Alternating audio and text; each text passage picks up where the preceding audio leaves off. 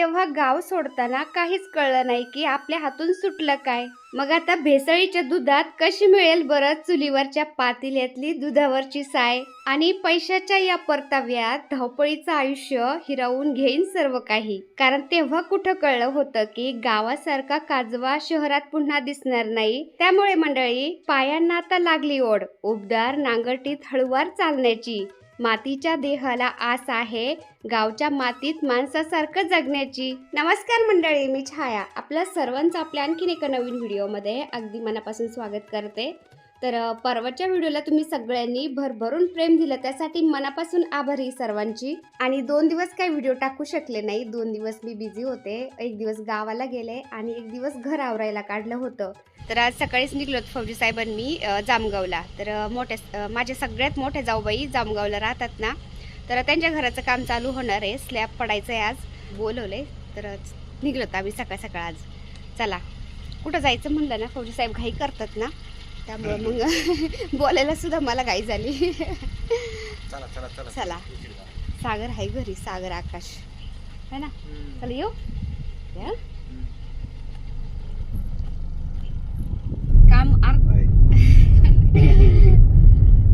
काम पूर्ण आवरलंच नाही, थोडंसंच आवरलंय. बाकीचं घेऊन आल्या आवरू म्हणलं, तर निघलो आता. चला, रोड खराब झाला इथं.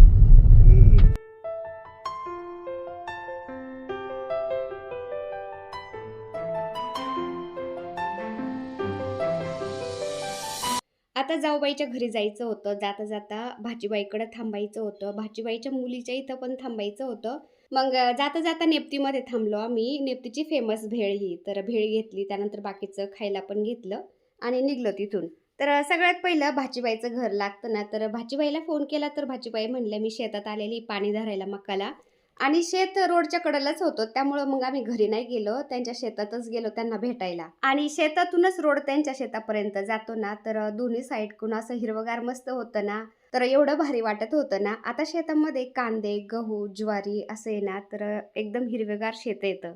आणि गहू आता थोडा थोडा हुरड्याव पण यायला लागलेला आहे. तर महिन्यातून 15 दिवसातून असं भाजीबाईकडे आम्ही मध्ये मध्ये जातच असतो. तर चाललो होतो जामगावला. तर जाता जाता म्हणलं भाजीबाईची गाठ भेट घेऊन जावा, कारण जेवढ्या नाते गोती आहेत ना, सगळ्यामध्ये माझी ही भाजीबाईच माझ्या जास्त जवळची आहे. आणि एक तुम्ही, कारण माझं जे काही सुखदुःख असतं ते बरंचसं मी तुमच्याशी शेअर करते आणि भाजीबाई बरोबर पण मी शेअर करत असते. तर भाजीबाई मला बऱ्याच गोष्टी समजून सांगतात, कारण त्या माझ्यापेक्षा मोठ्या आहेत ना, तर त्या मला समजून सांगतात, समजून घेतात पण.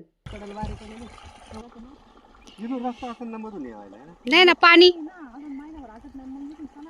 हा, इथून घराकडे पहिला रस्ता असेल. तर भाजीबाईच्या घरासमोर जे तळ आहे ना, ते समोरचं हेच आहे. पण आता ते तळ्याच्या पलीकडे भाजीबाईचं घर आहे आणि तळ्याच्या अलीकडं त्यांचं शेत. पण ते तळ्यामध्ये पाणी असल्यामुळं डायरेक्ट त्यांना शेतामध्ये येता येत नाही आणि मग त्यांना फिरून गावातून त्यांच्या शेतामध्ये यावं लागतं. तर तिथं थोडा वेळ थांबलो आम्ही, गाठ भेट झाली. त्यानंतर मग आता भाजीबाईच्या मुलीच्या घरी आलो होतो आम्ही.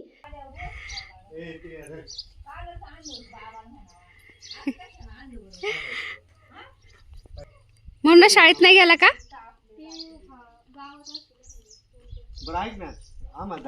तर भाजीबाईची मुलगी ना, तिचा मुलगा आहे हा छोटस पिल्लू. तर त्याला खाऊन याला तिथं थोडंसं बसलो आणि तिथून निघलो. तिथून निघल्यानंतर आमची पुतणी आहे, चुलत जावची मुलगी. कोणाचं दुखत आहे? मग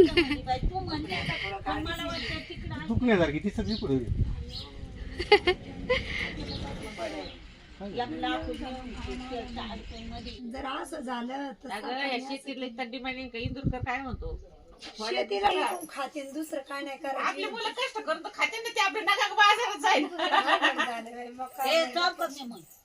माझी मला यालपाटा झाला, तिच्या वेळ राहिल्या अशा बाईची कच काय कोणाला माहिती. 2000 पर्यंत एका निम्मीच लोकसंख्या राहणार, इतकी मारणारी. हे आलंय ना व्हायरस. हा, व्हायरस आला ना परत कोरोना सारखा. हा, आलाय ना, त्याच्यामुळे लय अवघड झालं.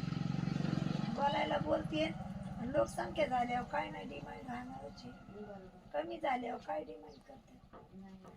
चुलत जावची मुलगी ही पिंपळगाव मध्येच तिला दिलेलं आहे. तर रोडच्या कडेला तिची जागा होती ना, एवढे गाळे काढलेत तिने आणि एवढे बरेचसे असे भाड्याने दिलेत. आणि 2-3 याच्यात तिचे पण दुकानं टाकलेले आहेत.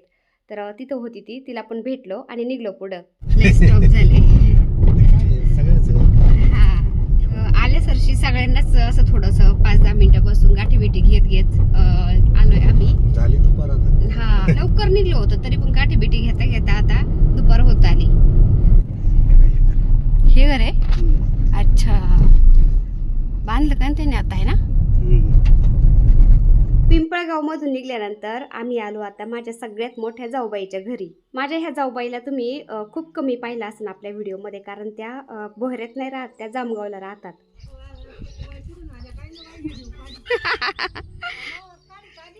हा मग हा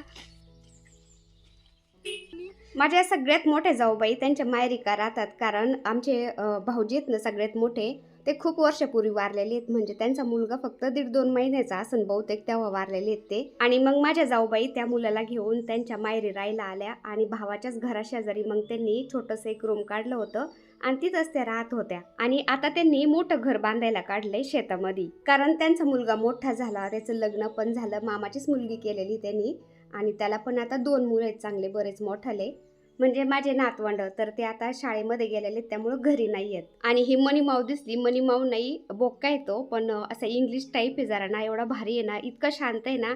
तर त्याला असं घेतलं की तो जवळ येतो. मला तर इतका आवडला ना, तर फौजी साहेबांना म्हणलं मला तुम्ही एक मांजर घेऊन द्या आता.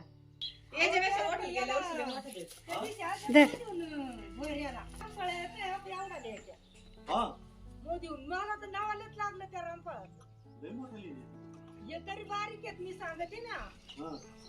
ते रामफळ लय मोठा रे. आहे सावळ्यात तिथं गावचं. बापरे काय रे आता वा खायदाराने आमची आड होती.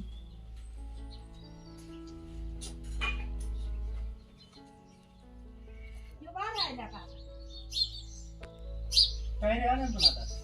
काय रे त्याला किती आल्या? 10-5 राहतात का? किती छोटे छोटे तरी किती बार आलाय ना. अगं सगळ्या बैला त्या का त्या? बापरे हे आमचे. गेल्यावर्षी बागोल टेकली होती. वर बांधले होते ना बोरयांनी. एवढं वजन झालतं. हा ते लोकांनी हा ना. लय नेले. घेऊ की काय करायचं याला.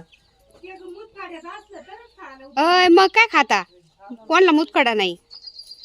बापरे पण लिंबू आहे केवढं आहे, म्हणजे ज्याला मुतखडा असतो त्यानेच खातात का. हा अच्छा लयच मोठा लेत. काय रे आहेत ना अजून, हे पा किती छोटे छोटे आहेत. म्हणजे गाडी लागत चाय आहे का? बार मधून आताशी बाहेर निघल्यात ह्या. माऊ आता हे मांजरीकडे पाहून ना मला खरंच मांजर पाळायची खूप इच्छा झाली. पण काय ना, त्या मांजरीचे केस घरामध्ये खूप इकडं तिकडं पसरतात आणि आपल्या नाकातोंडात जातात, जेवणामध्ये जातात आणि ते चांगलं नसतं. त्यामुळं फौजी साहेब आता मांजर पाळायला नकोच म्हणतात. आता ही आम्हाला चहा देत होती ना, ही जाऊबाईची सून म्हणजे माझी पण सून झाली. तर माझी सून आहे आणि जाऊबाई शेजारी बसलेले आहेत ना, ते जाऊबाईचे भाऊ आहेत. आता चहा पाणी घेतला आम्ही, त्यानंतर आलो आम्ही त्यांचं घर पाहायला, कारण त्यांचं जे जुनं घर आहे ना त्या घरापासून थोडंसं तुटाकच त्यांनी त्यांच्याच शेतामध्ये घर बांधायला काढलं होतं. एकदम निवांत आहे बरं का, असं एकदम नेचरच्या सानिध्यात आहे डोंगरांच्या मध्ये. तर हे आलो तर आम्ही आता घर पाहायला, म्हणजे घराचं स्लॅब टाकायचंय तर त्यासाठीच बोलवलं होतं. माझ्या सख्ख्या जाऊबाई आहेत ना, तर त्यांचं घर आहे हे जामगावला, कारण त्या पहिल्यापासून तिथंच राहतात ना, त्यामुळं मग घर पण त्यांनी इथंच बांधायला काढलंय. मोठे भाऊजी वारले त्यावेळेस त्यांचा मुलगा एकदम लहान होता, छोटासा होता 2-3 महिन्याचा काहीतरी. तर तेव्हा मस्त खटल्याचं घर होतं सासू सासऱ्याच्या घरी, मोठा वाडा होता, त्याच्यातच सगळे राहत होते. पण कसं आहे ना, आपण ज्याच्यासोबत लग्न करून त्या घरामध्ये येतो ना, तो जर नाही राहिला तर मग तिथं राहण्याचं काही आपल्याला म्हणजे काही वाटतच नाही, असं नाही का. आणि कोणी सपादून पण घेत नाही बरं का, आपला नवरा जर नसेल तर. त्यामुळं मग त्या गेल्या माहेरी राहिला थोड्या दिवस, मग त्यांच्यातच राहिला. त्यानंतर मग त्यांचा मुलगा मोठा झाला जरा ना, त्याचं लग्न पण करायचं होतं. मग त्यांनी साईडलाच एक रूम काढला आणि मग भावाचीच मुलगी केली त्यांच्या मुलाला. आणि मग आता त्या तिथंच सेटल झाल्या आणि आता त्यांनी मोठं घर पण बांधायला काढलं. कसं आहे ना, माणसाचे दिवस कधीच बसून राहत नाही, दिवस हे बदलतात, नशीब बदलतं, फक्त थोडासा वेळ लागतो बस एवढंच. आपलं आता इथे जमलं ना, हा माझी मोठी बरोबर. याच्यापेक्षा आज उरून धरायची आणि उच बांधायची जरा थोडी हम्म. हे क्षेत्र भरण आणि सगळी सुविधा किती बांधकाम सगळं आहे 1200 पर्यंत आहे का नाही मॅडम? सगळं 1200 1200 भरण. 1300 बांधून झालं 2 BHK म्हणलं 1200 भरणच आहे ना. झालं आपली नाका बसली जाऊन तिथून सगळं निरीक्षण करी इकडे आख्या दाऱ्यात. हा आम्ही केलं ना वर चोपाळा बिपाळा. बघितलं का? तर असं घर बांधायला काढलंय जाऊबाईचं त्यांचं. आणि त्यांनी जिथं घर बांधायला काढले ना तो आसपासचा एरिया तुम्हाला मी दाखवते आता, कारण डोंगरांच्या मध्ये आहे, टेकडीच्या कडेला घर बांधायला काढलंय. सगळीकडं मस्त नेचर, झाडं झुडं छान दिसतात. म्हणजे पावसाळ्यामध्ये तर सगळं हिरवच दिसत असतं ना, आता तरी उन्हाळा लागलाय म्हणा, डोंगर थोडे भुरकट दिसतात. लागू काय करू. आम्हाला घर पाहून येऊपर्यंत सुनबाईंनी बरीचशी स्वयंपाकाची तयारी करून ठेवली होती. तर श्रीखंड, पुरी, बटाट्याचं भरीत असं सुनबाईंनी जेवण बनवलं होतं. हे पा कुरडई, भजं, पापड, श्रीखंड, पुरी हे सगळं बनवलं होतं तिने.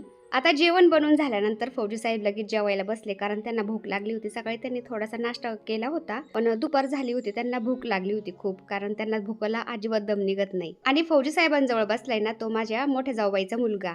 किरण जवळ बोहेऱ्याला राहतो ना, त्यामुळे तो मध्ये मध्ये केडगावला येत असतो, पण हे इकडे लांब राहतात ना, त्यामुळे हे काही जास्त येत नाही केडगावला. तर हा पण माझा पुतणी आहे, एकदम किरण सारखाच. म्हणजे किरण छोट्या जाऊबाईचा मुलगा आणि हा मोठ्या जाऊबाईचा मुलगा. आणि दोन्ही जाऊबाईला एक एकच मुलगा आहे बरं का, मुलगी नाही आणि अजून मुलगा पण नाही, एक एकच मुलगा आहे. आणि जी मधली जाऊबाई आहे ना, म्हणजे 2 नंबरची जाऊबाई, तिला 2 मुलं आणि 1 मुलगी. तर त्याच्यातला पण एक मुलगा वारलाय, आता 1 मुलगा आणि मुलगी आहे, पण सगळ्यांचे लग्न होऊन सेटल झालेत, त्यांना पण मुलं झालेत. 1-1.5 वर्ष झालं त्यांना वारलेल्या आता, कारण त्या आजारी होत्या ना.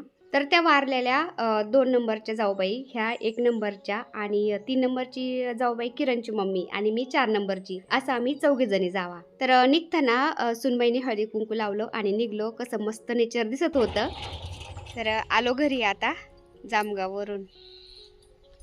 संध्याकाळचे मला वाटतं 4 वाजत आले असते ना. काय चित्तूर आहे का?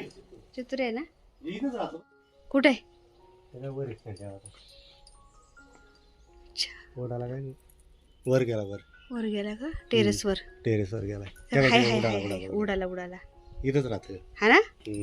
तर चला आजचा छोटासा व्हिडिओ मी तर सेंड करते. आता व्हिडिओ आवडला असेल तर एक लाईक नक्की करत जाता येईल. चॅनलवर नवीन असाल तर प्लीज आपल्या चॅनलला सबस्क्राईब पण करा. चला तर भेटूया पुन्हा अशाच एका छानशा व्हिडिओ बरोबर. तोपर्यंत बाय बाय.